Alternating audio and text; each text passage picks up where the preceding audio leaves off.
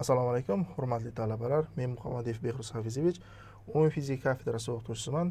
Bugun sizlar bilan molekulyar fizika kursidan navbatdagi mashg'ulotimizni boshlaymiz. Ma'ruza mashg'ulotimizda bugungi mavzuyimiz Maxwell taqsimoti haqida bo'ladi.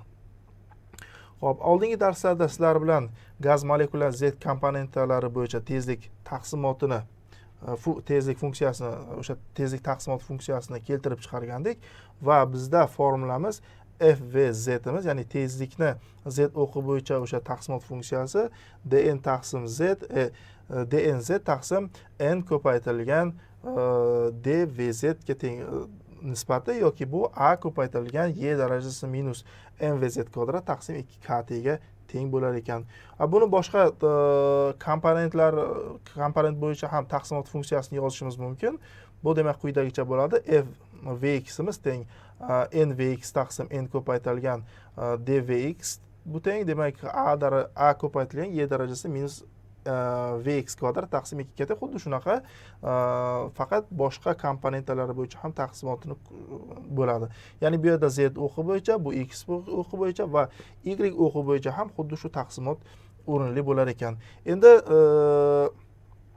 sizlar bilan demak molekula tezligining ayni o'sha bir vaqtda 3 ta shartni ham qanoatlantiruvchi ehtimolligini topishimiz kerak. Bu birinchi, tezligi x o'qi bo'yicha tashkil etuvchisi demak vx dan vx plus dvx gacha chegarada yotishi kerak. Ikkinchisi, y o'qi bo'yicha vy dan vy plus dvy gacha chegarada yotadi.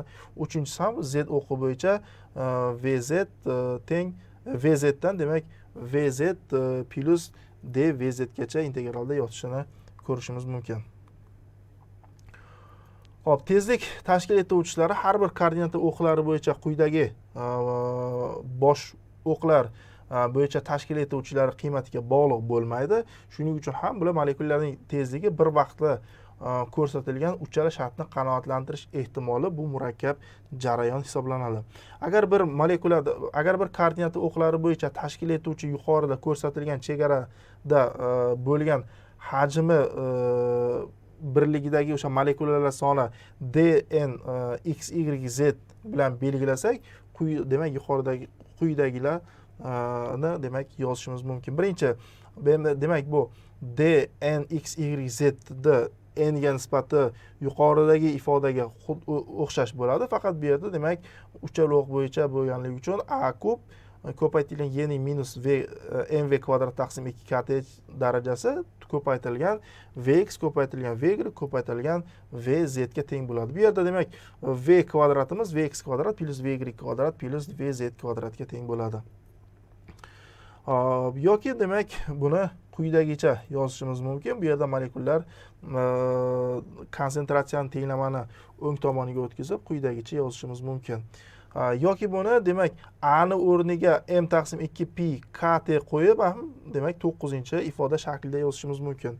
Bu formula hajm birligidagi gaz molekulalar sonidan qanchasi koordinata o'qlari bo'yicha o'sha, ya'ni koordinata o'qlari tashkil etuvchilar, ya'ni vx va vx plus dvx gacha vy dan vy plus dvy gacha vz dan esa vz plus dvz intervalda yotgan demak molekulalarni inobatga oladi. Hop, gazning hajm birligidagi v tezlik komponentasi yuqorida ko'rsatilgan intervalda bo'lgan barcha molekulalarni to'plab, ya'ni yuqorida o'sha ifodalangan barcha molekulalarni to'plab bir nuqtada to'plab agar sochib yuborsa agar, bu chiqarib yubordik faraz qilsa agar, bu 1 sekunddan so'ng o'sha ma'lum bir sferada, ma'lum bir demak boshlang'ich vaziyatdan v masofada va tomonlari vx, vy, vz bo'lgan paralleloped ichida, ya'ni buning hajmi mana shu demak vx, vy, vz o'qlar ko'paytmasi hajmiga teng bo'ladi. Bu paralleloped hajmi birligidagi molekulalar soni birinchi formulaga muvofiq quyidagiga teng bo'ladi. Yuqorida ko'rdik, n ko'paytirilgan m taqsim 2 pi kt ning 3 taqsim 2 ko'paytirilgan y darajasi minus mv kvadrat taqsim 2 kt ga teng edi. Gazning demak hajm birligidagi tezliklari barcha yo'nalishlar bo'yicha V dan V plus dV gacha intervalda bo'lgan barcha molekulalar bir joyga to'planadi va so'ngra chiqarib yuborsa agar 1 sekunddan keyin ular radiusi V va qalinligi dV ga bo'lgan o'sha shar qatlamida tekis taqsimlangan bo'ladi. Buni demak quyidagicha ko'rishimiz mumkin. Ya'ni mana bu nuqtada to'plab qo'yib yuborsa agar ularning o'sha taqsimlanishi 1 sekunddan keyin radiusi V ga teng bo'lgan ma'lum bir o'sha qatlamda dV qatlamda joylashgan bo'ladi. Butun qatlamdagi molekulalarning soni gaz hajmi birligidagi tezliklari V dan demak V plus dV gacha bo'lgan intervalda yotgan molekulalar soniga teng bo'ladi. Bu son quyidagicha hisoblanadi. Ya'ni dn teng n m taqsim 2 pi kt ko'paytirilgan 3 taqsim 2 y darajasi minus mv kvadrat taqsim 2 kt ko'paytirilgan delta lambda. Delta bu yerda sigma omega deganim uzr. Delta omegamiz bu yerda d omega sharning o'sha qatlami bo'ladi. Ya'ni sharning qatlamini topish uchun 4 pi v kvadrat ko'paytirilgan dv ga teng hajm bo'ladi. Xo'p, buni inobatga olsa agar u holatda tenglarimizni quyidagicha yozishimiz mumkin. 4 taqsim ildizosti pi ko'paytirilgan n m taqsim 2 kt ning 3 taqsim 2-chisi ko'paytirilgan v ning kvadrati ko'paytirilgan y darajasi minus mv kvadrat taqsim 2 kt ko'paytirilgan dv ga teng bo'lar ekan. Yoki n ni molekulyar konsentratsiyani tenglamani chap tomoniga o'tkazib, buni quyidagi shaklda ham yozishimiz mumkin. Bu formula demak molekulalarning tezlik bo'yicha Maxwell taqsimot qonunini ifodalar ekan. Ya'ni 10-ifodamiz bu Maxwellning taqsimot qonuni bo'ladi. Hop, dn taqsim n o'sha kattalik tezliklari v dan v plus dv gacha intervalda yotgan hajm birligidagi barcha molekulalarning ulushi hisoblanadi. Ya'ni f v'imiz, yani funksiyamiz dn taqsim n dv bu teng bo'lar ekan 4 taqsim pi m taqsim 2 kt ning 3 taqsim 2 darajasi ko'paytirilgan v kvadrat ko'paytirilgan y darajasi minus mv kvadrat taqsim 2 kt ga teng bo'lar ekan. Bu yerda f v'imiz kattalik molekulalarning tezlik bo'yicha taqsimot funksiyasi bo'ladi. Maxwell taqsimot funksiyasini demak ko'rinishi mana bu rasmda tasvirlangan. Bu holda demak tezligimiz 0 va cheksizlikda 0 ga intilar ekan. Sababi gazlarda harakatsiz molekulalar va tezliklari cheksiz katta molekulalar mavjud emas. Barcha o'sha molekulalar harakatda. Shuning uchun ham demak quyidagicha rasmdagi egri chiziqning tezligi biror v y qiymatda taqsimot funksiyasi maksimalga ega bo'lishini ko'rinib turibdi. Ya'ni gaz barcha molekulalarning eng ko'p ulushi v y ga, ya'ni eng katta ehtimoliy tezlikka yaqin joylashgan bo'ladi. Eng katta ehtimoliy tezlik v y. Hop, bu yerda ham demak gaz molekulalarning tezlik bo'yicha taqsimoti eng katta ehtimolligi berilgan. Masalan, geliy uchun bu ko'k chiziqda ko'rishingiz mumkin va hokazo demak gazlar uchun berilgan. Bular demak o'sha mos ravishda ranglari bo'yicha ajralgan normal sharoitdagi demak eng katta ehtimoliy tezligi. Maxwell taqsimoti egri chiziqlarning maksimum eng katta ehtimoliy tezlik deyiladi. 10-formuladan ko'rinib turibdiki, taqsimot egri chizig'ining ko'rinishi gazlarda tabiati va temperaturasiga bog'liq bo'ladi. Bu rasmda molekulalarning turli temperaturalar bo'yicha taqsimoti ko'rsatilgan. Masalan, 900 gradus Kelvindagi bu yerda taqsimoti va 300 gradus Kelvindagi taqsimot holatlari. Bu egri chiziqlar temperaturasining ortishi bilan molekulalarning tezligi ortishi, butun egri chiziqning esa katta tezliklar tomonga siljishini ko'rsatadi. Biroq egri chiziqlar va tezliklar o'qi bilan chegaralangan maydon albatta o'zgarmasligi kerak. Xo'p, shu tufayli temperatura ortishi bilan egri chiziqlarning maksimumi pasayar ekan. Molekulalarning o'rtacha tezliklari. Endi molekulalarning o'rtacha tezliklari bu muhim parametrlardan biri hisoblanadi. Maksimal taqsimot funksiyasidan foydalanadi. Fizika uchun o'sha muhim bo'lgan kattaliklar: o'rtacha arifmetik tezlik, o'rtacha kvadratik tezlik va eng katta ehtimoliy tezliklarni keltirib chiqaramiz. Birinchi molekulalarning demak o'rtacha arifmetik tezligi. O'rtacha arifmetik tezlik nima?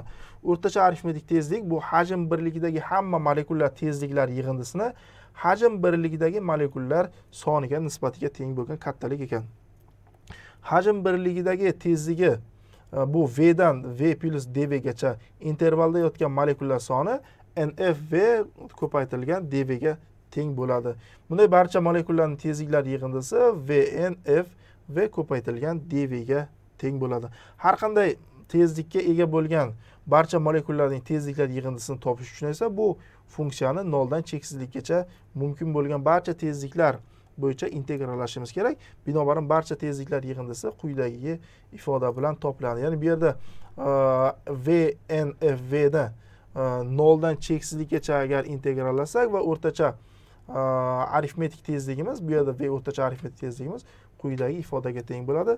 VF ko'paytirilgan dv ni demak 0 dan cheksizlikgacha integraliga teng bo'lyapti. Bu yerda FV uchun avval olingan demak 11-formulani qo'ysa agar, u holatda mana bu 13-ifodamiz kelib chiqadi. Ya'ni 4 taqsim ildiz pi ko'paytirilgan m taqsim 2 kt ning 3 taqsim 2-si 0 dan cheksizlikgacha ko'p demak v ko'p ko'paytirilgan y darajasi minus mv kvadrat taqsim 2 kt ni 0 dan cheksizlikgacha integrallashimiz kerak bo'ladi. Hop, bunda demak v ko'paytirilgan dvimiz 1 taqsim 2 dv kvadrat teng bo'lganligi uchun buni demak quyidagicha almashtirishimiz mumkin.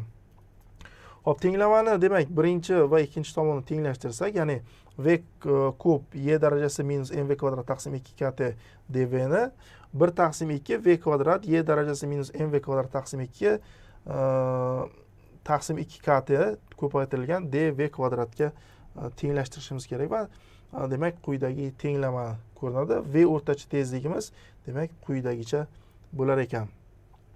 Xo'p, yangi o'zgaruvchi kiritamiz, ya'ni z ni mv kvadrat taqsim 2 kt deb belgilasa agar, u holatda tenglamamiz quyidagi ko'rinishga ega bo'ladi. Buni murakkab, buni bo'laklab deb o'sha integrallash yo'li bilan quyidagini topamiz. Ya'ni z y darajasi minus z dz ni 0 dan cheksizlikgacha integrallasak, bu 1 ga teng deymiz.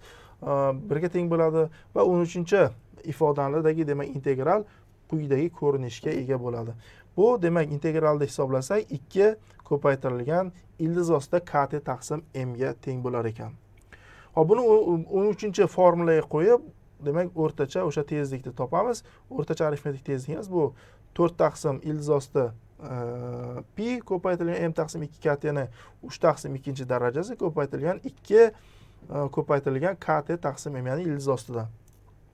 Agar bularni soddalashtirsak 8 kt taqsim pi m ga teng bo'lar ekan. Keyingisi molekulalarning o'rtacha kvadratik tezligi, ya'ni o'rtacha arifmetik tezlik topdik. Endi o'rtacha kvadratik tezligi. O'rtacha kvadratik tezligi molekulalarning o'rtacha kvadratik tezligini topish uchun hajm birligidagi molekulalar tezligi kvadratlari yig'indisini butun demak o'sha hajmdagi molekulalar soniga nisbat olishimiz kerak. Avvalgi mulohazalarda demak takrorlab quyidagini olamiz. V kvadratik tezligimiz summa i teng 1 dan n gacha vi kvadratga teng, vi kvadrat taqsim n ga teng bo'lyapti. Yoki buni 0 dan cheksizlikgacha yuqoridagi ifodani 0 dan cheksizlikgacha integrallasa agar, integrallashimiz kerak. Bu yerda f v uchun demak 11-ifodani qo'llab quyidagi tenglamani olamiz.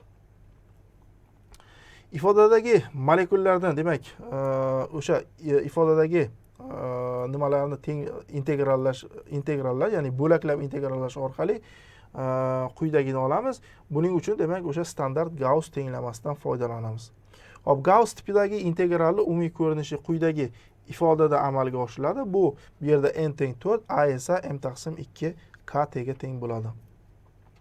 Va buni hisoblasak, ya'ni integralda 3 ildiz ostida 2 pi kt ning 5 taqsim 2-si taqsim 2m 5 taqsim 2-siga teng bo'ladi. Endi bu natija asosida ifodani demak joylashtirishimiz kerak. V kvadratik tezligimiz quyidagiga teng bo'ladi. Bu ifodani agar soddalashtirsa agar, v kvadratik tezligimiz 3 kt taqsim m ga yoki v ni o'zini topsa agar kvadratik tezlikda bu ildiz ostida kvadrat tezlik yoki ildiz ostida 3 rt taqsim m ga teng bo'ladi. Bundan ko'rinib turibdiki, gazda demak harorat ortishi bilan kvadratik tezlik ortadi. ildiz osti bo'ylab va massa ortishi bilan tezligimiz kvadratik ildiz ostida kamayar ekan. Keyingisi molekulalarning eng katta ehtimoliy tezliklari. Molekulalarning eng katta ehtimoliy tezliklari V, E bilan belgiladik. Ya'ni eng ko'p sondagi molekulalar tezliklari yaqin bo'lgan tezliklar hisoblanadi. Bu tezliklar Maksvel taqsimotining egri chizig'ining maksimumiga mos keladi. Mana bu rasmda ko'rishimiz mumkin. Ya'ni eng katta ehtimolli tezligi bu o'sha maksimumga, ya'ni Maksvel taqsimoti egri chizig'ining maksimumiga to'g'ri kelar ekan. Buni demak quyidagi tenglama orqali yozishimiz mumkin. Hop, tenglik bajarilishi uchun quyidagi shart bajarilishi kerak. Ya'ni d taqsim dv qavs ichida v kvadrat ko'paytirilgan y ning minus mv kvadrat taqsim 2k tezisi demak 0 ga teng bo'lishi kerak. Va buni demak hisoblasak u quyidagicha bo'ladi va buni 0 ga tenglashtirsak quyidagi ifodani olamiz. Ya'ni tenglik v teng 0 yoki cheksizlik bo'lganida yoki 1 minus mv kvadrat taqsim 2kt shart bajarilganda o'rinli bo'ladi. Bu shart avvalgi ikkita taqsimot egri chizig'ining maksimumiga mos keladi. Binobarin demak eng katta ehtimoliy tezlikning qiymati 1 minus mvy ning demak kvadrat taqsim 2kt teng 0 bo'ladi va bu yerda demak birni tenglamani tomoniga o'tkazib demak hisoblasak, ya'ni bu yerdan v eng katta ehtimolli tezlikni topsak 2kt taqsim m ga teng bo'lar ekan. Yoki buning molyar massa orqali ham ifodalanishimiz mumkin. Buni molyar massa orqali ifodalasak agar eng katta ehtimoliy tezligimiz ildiz osti 2 rt taqsim mu ga teng bo'ladi. Tezlikni taqqoslasak agar v o'rtacha tezligimiz katta, o'sha eng ya'ni kvadrat tezligimiz katta o'rtachadan, bu katta esa ehtimoliy tezlikdan bo'lar ekan. Yoki o'rtacha o'sha kvadrat tezligimiz bu o'rtacha arifmetik tezlikni 1.09 ga ko'paytmasiga teng bo'lar ekan. Yoki bu 1.22 eng katta ehtimoliy tezligimizga teng bo'lyapti. Bu uchala qiymat orasidagi farqning eng katta emasligi o'rtacha arifmetik, o'rtacha kvadratik hamda eng katta o'sha ehtimoliy tezligimiz ham yaqin bo'lishini ko'rinib turibdi. Ya'ni bu qiymatlar bir-biriga nisbatan yaqin, ya'ni teng bo'ladi. Xo'p, yuqoridagi mavzuga muvofiq demak nazorat savollari berilgan. Bu savollarga demak javob topasiz. Tushunmagan nuqtalaringiz yoki joylaringiz bo'lsa yoki tushunchalaringiz bo'lsa, quyidagi demak bizda kontaktlarimiz orqali murojaat qilishingiz mumkin. Keyingi darslarda ko'rishguncha xayr, salomat bo'ling.